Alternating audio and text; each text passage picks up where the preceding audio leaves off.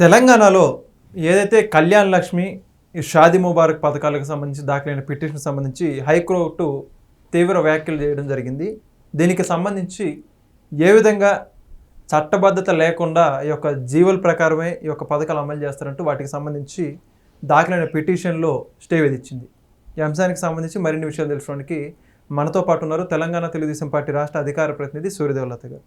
మీరు నమస్కారం అండి. నమస్తే. మరి ఇప్పుడు రాష్ట్ర ప్రభుత్వాలు అధికారంలో ఉండి మళ్ళీ అధికారంలోకి రావడానికి ఉచితాలు ఇస్తున్నటువంటి నేపథ్యంలో హైకోర్టు, తెలంగాణ హైకోర్టులో ఒక పిటిషన్ దాఖలైంది.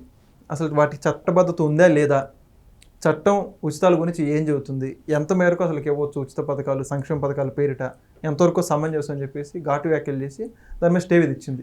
ఏమంటారు మీరు? అంటే ఇక్కడ పార్టీలకు అతీతంగా మాట్లాడదాం. ఎందుకంటే పార్టీలు అనేటివి తీసుకున్నప్పుడు కొన్ని ప్రజలకి అందుబాటులో ఉండాలి, మేము అధికారంలోకి రావాలని చెప్పి ఉచితాలు అనేది ఇవ్వడం అనేది చేస్తూనే ఉన్నారు. అది ఒక ప్రాసెస్ లాగా నడుస్తూనే ఉంది. దాని మూలన రాష్ట్రాలు అప్పుల పాలైపోతున్నాయి, అప్పులు తీసుకొచ్చి పంచడం చేస్తున్నారు. దాని మూలన నాకు తెలిసి వీళ్ళు ఇచ్చిన ఇప్పుడు గోల్డ్ రేటు షాదీ ముబారక్ అనుకోండి, ఇక్కడ రేవంత్ రెడ్డి గారు చెప్పారు 1 తులం బంగారం మీద ఇస్తాను. సో 1.5 లక్ష అయితే ఈజీగా అవుతుంది కదా. ఎంత తక్కువ వేసుకున్నా 1.5 లక్ష అని అంటే రోజుకి ఎన్ని పెళ్ళిళ్ళు జరుగుతాయి రాష్ట్ర వ్యాప్తంగా. సో అంత పెట్టగలిగే బడ్జెట్ ఉందా, ఇవన్నీ ఆలోచించాలి. సరే దాన్ని పెడుతున్నారా అని అంటే దాని మూలన ఇప్పుడు ఒక తాగుబోతు పిల్ల ఉన్నాడు అనుకోండి, ఒక రోజులో ఖర్చు పెట్టేస్తారు, తాకట్టు పెట్టేసేస్తారు, అవజేసేస్తారు. అదే ఉపాధి కల్పించేటట్టు ఏదైనా ప్లాన్ చేయాలి. కానీ వాళ్ళకు ఉద్యోగం ఉందా, నిరుద్యోగం ఉందా, నిరుద్యోగంలో ఉండేవాడు పెళ్లి చేసుకున్నాడు అనుకోండి, పరిస్థితి ఏంటి, కుటుంబాన్ని పోషించగలుగుతాడా? మీరు ఇచ్చే ఈ తులంతో వాళ్ళు బతికేసేయగలుగుతారా జీవితాంతం?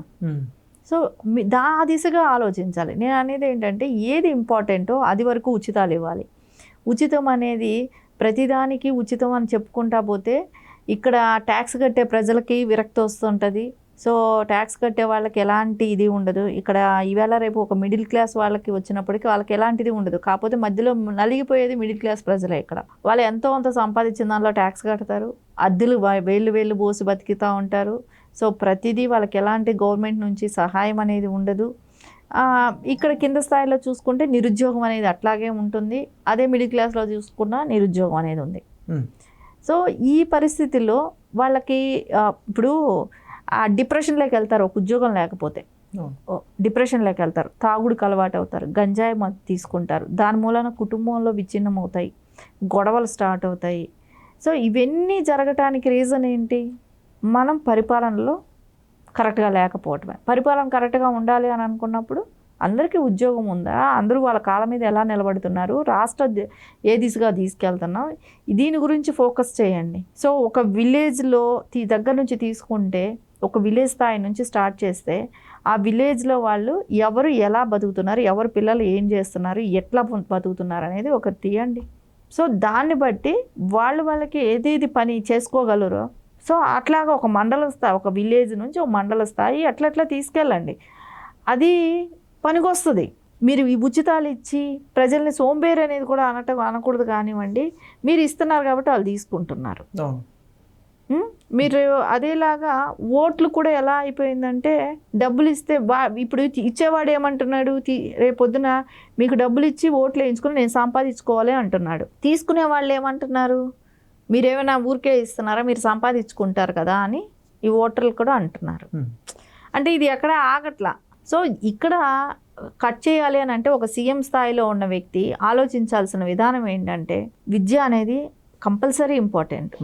విద్య అనేది ఇప్పుడు వీళ్ళు ఇచ్చే దీని మూలాన విద్యకి సరైన టీచర్స్ కానివ్వండి, ఫ్యాకల్టీ కానివ్వండి, ఇంజనీరింగ్ అట్లాంటి దగ్గరకు వచ్చినప్పటికీ ఇవన్నీ ఖచ్చితంగా కరెక్ట్గా ఉంటే పిల్లల భవిష్యత్తు బాగుంటుంది.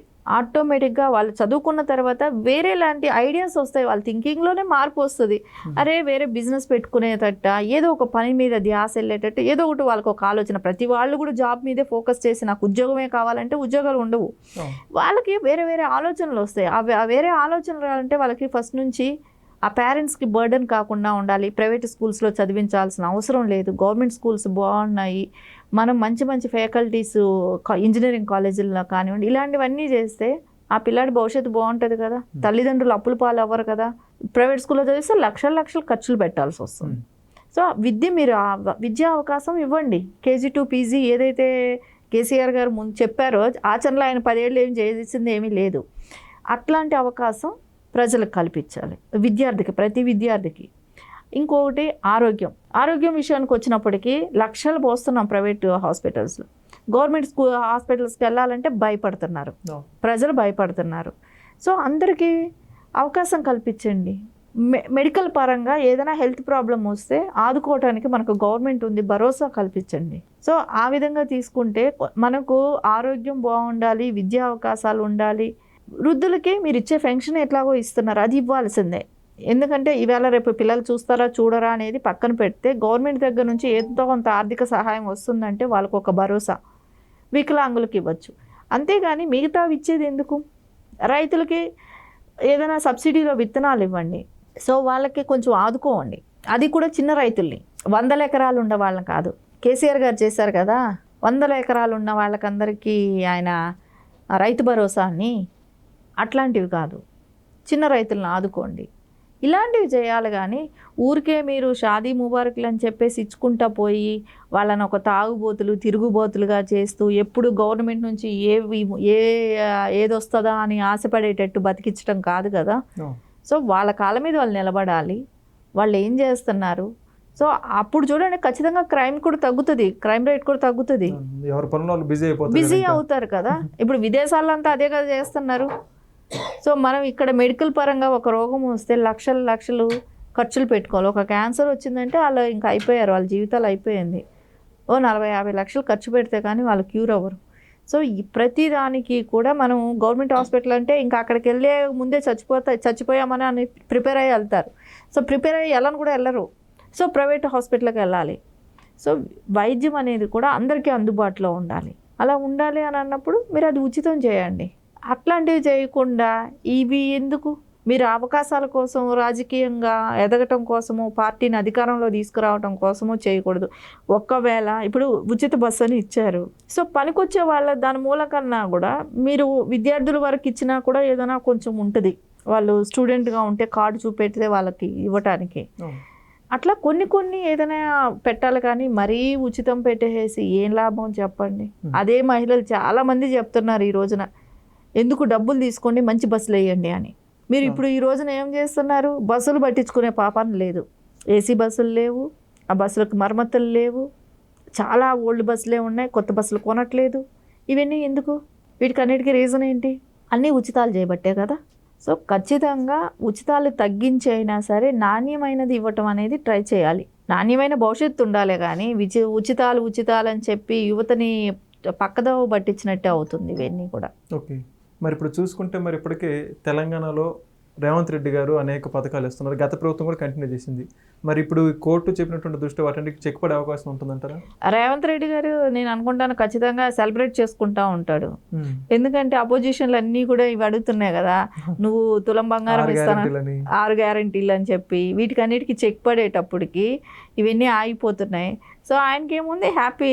కోర్టు ఎప్పుడు ఇది పర్మిషన్ ఇస్తే నేను అప్పుడు ఇస్తాను అంటాడు. కోర్టు పర్మిషన్ ఇప్పుడప్పుడే స్టే వేకేట్ అవ్వదు. సో దాని మూలాన ఆయన హ్యాపీయే. సో రేపు పొద్దున ఇది బీఆర్ఎస్ ప్రభుత్వం కూడా చెప్పుకోవటానికి లేదు, నేను అప్పుడు ఇచ్చాను కానీ కోర్టు ఒప్పుకుంటే మళ్ళీ నేను ఇస్తాననే మాట చెప్పుకుంటా ప్రజల్లోకి వెళ్తారు. సో ఇవన్నీ ఇక మీదట నాకు అనిపిస్తుంది ఈ ఉచితాలకన్నీ కూడా కోర్టుల త్రూ చెక్ పడే అవకాశాలు కనపడుతున్నాయి. ఎందుకంటే ఫస్ట్ టైం ఇప్పుడు మనం చూస్తున్నాం ఇది. సో ఇలాంటివి ప్రతి వాళ్ళు కూడా ఇక మీదట ఎవరో ఒకళ్ళు కోర్టుకు ఒక నోటీస్ వేసి ఇవన్నీ స్టేలు పెట్టిస్తారేమో అనిపిస్తుంది ఇట్లా ఉచితాలు వాటికి కూడా.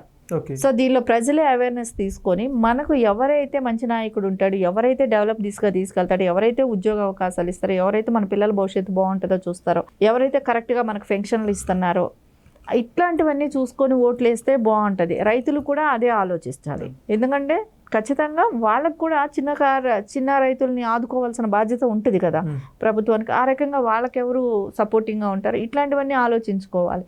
అంతేగాని వాళ్ళు 2000 3000 అని చెప్పేసి ఆశపడి ఓట్లు వేస్తే ఇట్లాగే ఉంటుంది. Okay, thank you. నమస్తే.